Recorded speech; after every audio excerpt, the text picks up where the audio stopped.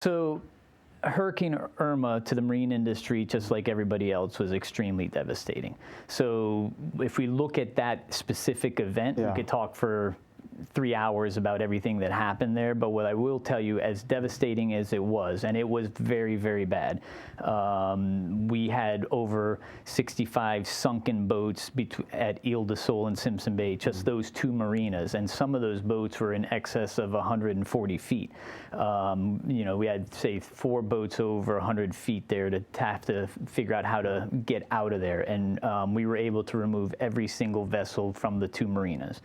But as difficult as it was, the hurricane really actually cemented the feeling of bullishness, if you will, to invest further in St. Martin. So because of the way St. Martin was able to come out of the hurricane and where we are today, IGY actually has more strong feelings about further investments in St. Martin. And actually, we are investing right now several millions of dollars into Yacht Club Ile de Sol, just the building, something that was not damaged at all by the hurricane, really. Everything's being rebuilt there now, and that's because of the strength of, you know, our resolve for what St. Martin could really be.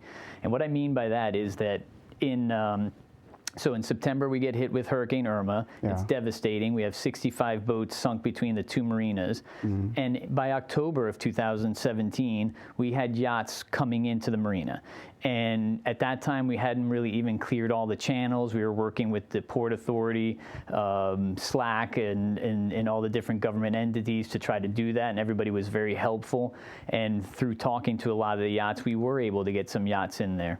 And then by February of 2018, so not very long after the hurricane, the first season, we were able to get 22 of the 38 mega yacht slips that are at Ile de Sol, which doesn't sound like a large number, but when you have that many mega yachts right next to each other, it is quite significant. So out of 22 out of the 38 slips we had back online by February, every single one of them was full, and we had a waiting list of boats to get in. Fast forward to this past season, we were not able to get Simpson Bay rebuilt entirely, and the reason for that is twofold. One, it's an older facility. It was built in 1989, so it had a lot of infrastructural issues before the hurricane that needed to be reviewed, and then after all the hurricane damage, we had to reconfigure the docks. It was a bigger project. And plus, more of the activity and the revenue and profits come from Ile de Sol because it's a bigger facility focusing on the yachts, so we focused on rebuilding that.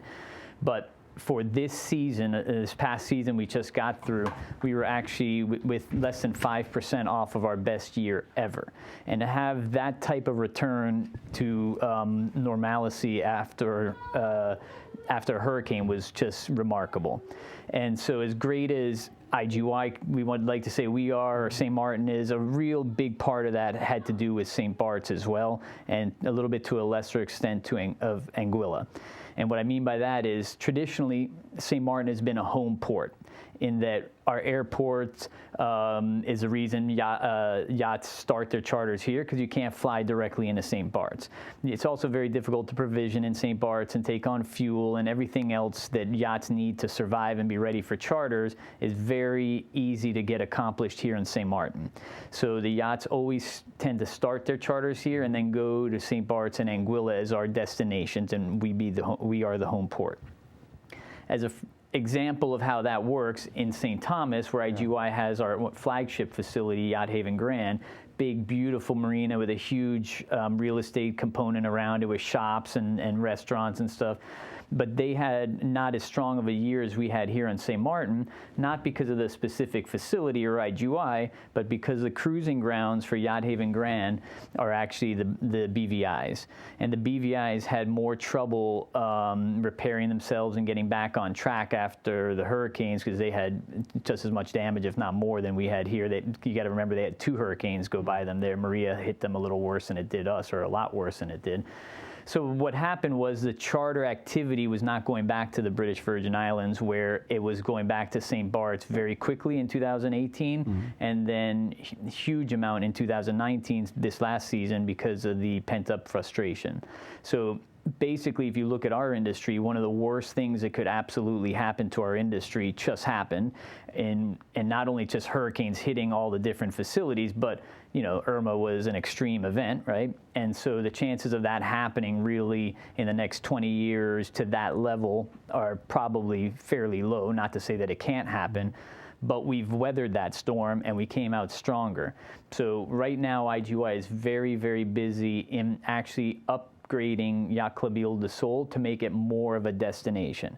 Now, we know we're kind of going against the norm of what has been the historical trend for St. Martin, but we feel that St. Martin is right to do it right now because there's a lot of activity in Simpson Bay. All of our hotels are being rebuilt and coming back stronger. So we really do have an opportunity to try to switch a little bit from just the masses to a little bit more of the exclusive type clientele. And I know we're not going to swing the pendulum all the way back. We still have cruise industry as one of our biggest parts of our economy. So we're always going to have mass tourism, but we think that Yacht Club Ile de Sol is well positioned to do that, and so we're renovating the entire restaurant and bar and the gym and everything to really improve the amenities that we offer at Ile de Sol. And we're not expecting really that people are going to change their pattern and say, listen, I'm going to rent a yacht and I'm just going to go to St. Martin. That's not what we're shooting for. But if you think about the person that has to go to gets to, I shouldn't say nobody has to go to St. Bart's. The person that gets to go to St. Bart's and can afford it, for them to get to St. Martin and then get on a yacht and get over to St. Bart's in the same day, that's a lot of travel. They're getting up early, they're getting here, and immediately when they get here, they've got to get on the boat, go out the bridge, and then sometimes in very rough water move over to St. Bart's. And so your first few hours on a yacht when you're paying a lot of money could be quite uncomfortable and kind of rushed. And that's not the feeling that anyone wants to give to their clients when they're on a yacht. So to the extent that we can improve the amenities at Ile de Sol by adding in a much higher end food and beverage component, our feeling is that we could try to convince people that first night when you land here, you should stay on St. Martin. Same thing holds true on your way back. When you're leaving to go back to the US or to Europe, a lot of people tend to leave early in the morning so they can get back and do something or go to another location wherever they're traveling. And that's what we find the most. So again, why leave St. Bart's very early in the morning, try to rush over here and everything is a little hectic, where if we have a nice enough atmosphere at Ile de Sol, we're hoping that we can get more people to end their charter the night before in St. Martin as well. And if you think about it, an average charter is 7 days. So if you could take 2 days and get them to come to St. Martin versus just staying in St. Bart's, that could be a huge turn and change into the spending habits of the ultra wealthy. So right now our industry has really benefited from the spending of the crew, the captains, and all the provisioning and everything that happens before the guests and owners get here. We're trying to help capture a little bit more of the spending of the owners and guests while on charter.